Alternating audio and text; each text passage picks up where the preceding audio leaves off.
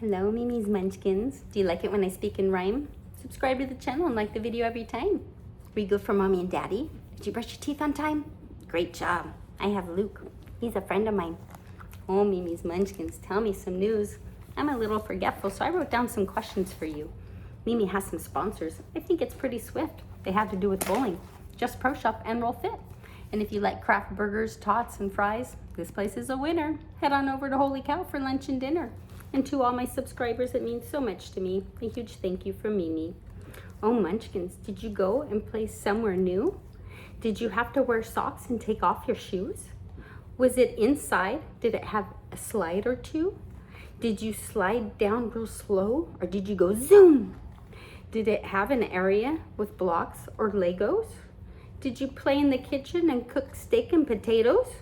Did you climb the stairs all by yourself in a tiny tree house with a small bench and shelves? Oh, Munchkins, you make me so proud. I think it's ready to read a book aloud, so relax, sit back, or snuggle in. Let Mimi Shell's bedtime stories begin. Today is The Sleep Book by Dr. Seuss. The Sleep Book. The news just came in from the county of Keck that a very small bug by the name of Van Vleck is yawning so wide you can hardly look down his neck.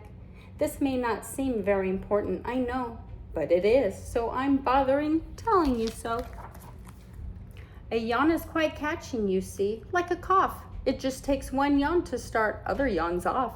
Now, the news has come in that some friends from Van Vleck are yawning so wide that you can look down their necks. At this moment, right now, under 7 more noses, great yawns are in blossom. They're blooming like roses. The yawn of the one little bug is still spreading. According to the latest reports, it is still heading across the wide fields, through the sleepy night air, across the whole country toward every which where.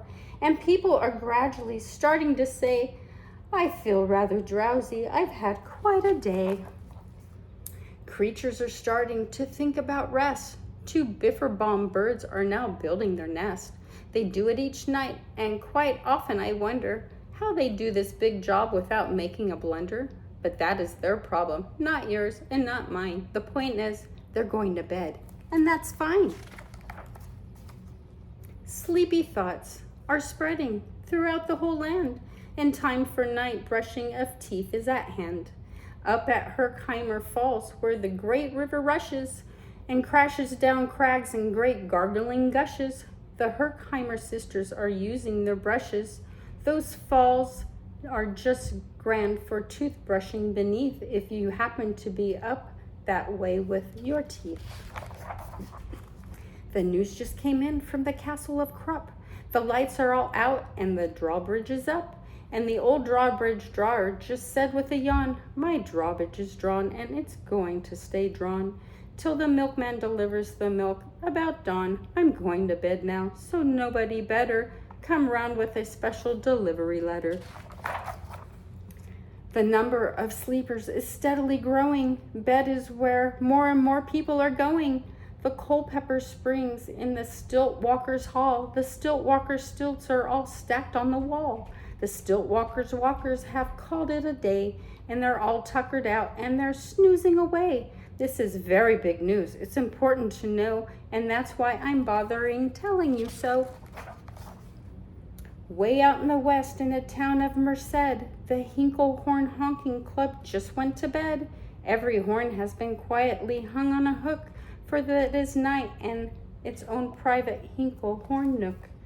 All this long happy day they've been honkering about, and the Hinkle Horn honkers have honkered themselves out. But they'll wake up quite fresh in the morning, and then they'll start right in Hinkle Horn honkering again. Everywhere creatures are falling asleep. The collapsible frink just collapsed in a heap, and by adding a frink to the others before, I am able to give you a who's asleep score. Right now, 40,404 creatures are happily, deeply in slumber. I think you'll agree that's a whooping fine number. counting us sleepers. Just how do we do it? Really quite simple. There's nothing much to it. We find out how many, we learn that amount, and by audio, teleo count. On a mountain halfway between Reno and Rome, we have a machine in a plexiglass dome who listens and looks into everyone's home. And wherever it sees a new sleeper go flop, it jingles and lets a new bingo ball drop. Our chap counts those balls as they plump in a cup, and that's how we know who is down and who is up. Do you talk in your sleep? It's a wonderful sport, and I have some news of this sport to report. The world champion sleep talkers Joe and Mo Redzoff have just gone to sleep, and they're talking their heads off. For 55 years now, each chattering brother has babbled and gabbled all night to each other. They've talked about laws, and they've talked about gauze. They've talked about paws, and they've talked about flaws. They've walked quite a lot about old Santa Claus, and the reason I'm telling you this is because you should take up this sport. It's just fine for the jaws. Do you walk in your sleep? I just had a report of some interesting news of this popular sport. Near Finnegan Fen, that's a sleepwalking group which not only walks, but it walks in a hoop. Every night they go miles. Why, they walk to such length. They have to keep eating to keep up their strength. So every so often one puts down a hoop, stops hooping, and does some quit snooping for soup. That's why they are known as the Hoop Soup Snoop Group. Sleepwalking, too, are the curious crandles who sleepwalk on hills with assorted sized candles. The crandles walk nightly in slumbering peace in spite of the slight burns from the hot dripping grease. The crandles were candles because they walk far, and if they wake up, they want to see where they are. Now the news has arrived from the Valley of Vale that a Chippendale mupp has just bitten his tail, which he does every night before shutting his eyes. Such nipping sounds silly, but really it's wise. He has no alarm clock, so this is the way he makes sure that he will wake up at the right time of day. His tail is so long, he won't feel any pain till the nip makes the trip and gets up onto his brain. In exactly 8 hours, the Chippendale mupp will at last feel the bite and yell, "Ouch!" and wake up. A Mr. and Mrs. J. Carmel Crocs have just gone to bed near the town of Fort Knox, and they, by the way, have the finest of clocks. It's not all sure that I quite understand just how the thing works with the one extra hand, but I do know that this clock does one slick trick. It does tick-tock. How it goes is talk-tick. So with ticks and its talker and talks and its ticker, it saves lots of time and the sleepers sleep quicker.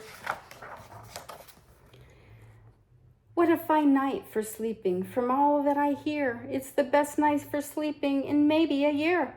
They've even asleep in the Black Motel, and the people don't usually sleep there too well. The beds are like rocks, and as everyone knows, the sheets are short and they won't cover your toes. So if people are actually sleeping in there, it's a great night for sleeping. It just must be the air.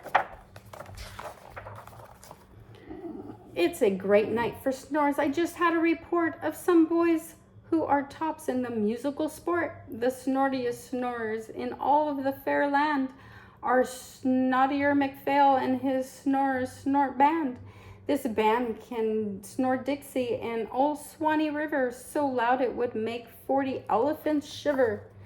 The louder of all the boys is McPhail. He snores with his head in a 3-gallon pail. So they snore in a cave 20 miles out of town. If they snored closer in, they would snore the whole town down. Do you know who's asleep out in Funa Laguna? 2 very nice Funa Laguna Bambuna. We've added them to our Who's Asleep count, which has grown to a really amazing amount. Exactly 8,808 creatures are sleeping now. Isn't that great? A Jed in his bed, and the bed of a Jed is the softest of beds in the world. it is said. He makes it from pom-poms he grows on his head, and he's sleeping right now on the softest of fluff, completely exhausted from growing the stuff. The news has come in from the district of Doft, and the two oft are asleep, and they're sleeping aloft.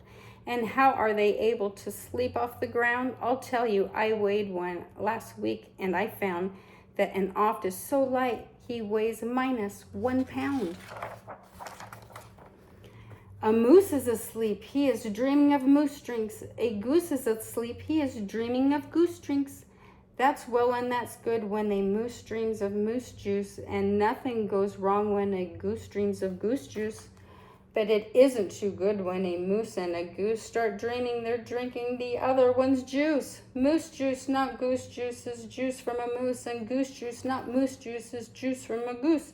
So when the goose gets a mouthful of juices of moose, and moose gets a mouthful of juices of goose, they always fall out of their beds screaming, scream. So I'm warning you now, never drink in your dreams. Speaking of dreaming, I think that you should note that the Bumble Tub Club is now dreaming afloat. Every night they go dreaming down Bumble Tub Creek, except for one night every third or fourth week, when they stop for the repairs because their bumble tubs leak. But tonight they're afloat, full of dreams, full of bliss, and that's why I'm bothering telling you this. At the fork in the road in the Vale of Vavode, 45 weary salesmen have laid down their load. All day they've raced around in the heat at top speeds, unsuccessfully trying to sell zisserzoof seeds, which nobody wants because nobody needs. Tomorrow will come, they will go back to their chore. They'll start on the road, zisserzoofing once more. But tonight they've forgotten their feet are so sore, and that's the wonderful time nighttime is for. Everywhere creatures have shut off their voices.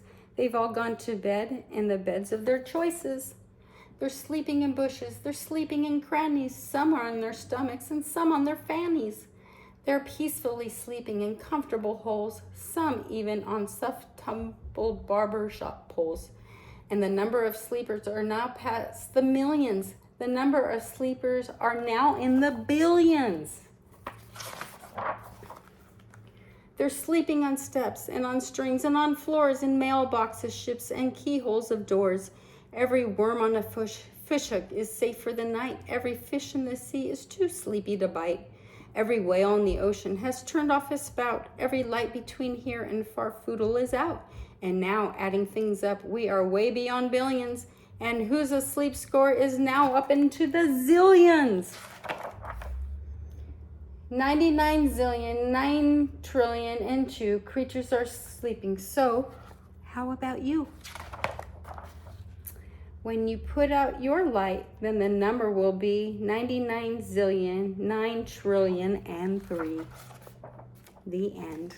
Did you like that book, Munchkins? I did. That was cute. Remember, you are special and unique, and there's nobody else in the world like you. Let's get ready for the goodnight kisses. Mwah! And give them to Mom and Dad. Now scurry off. It's time for bed.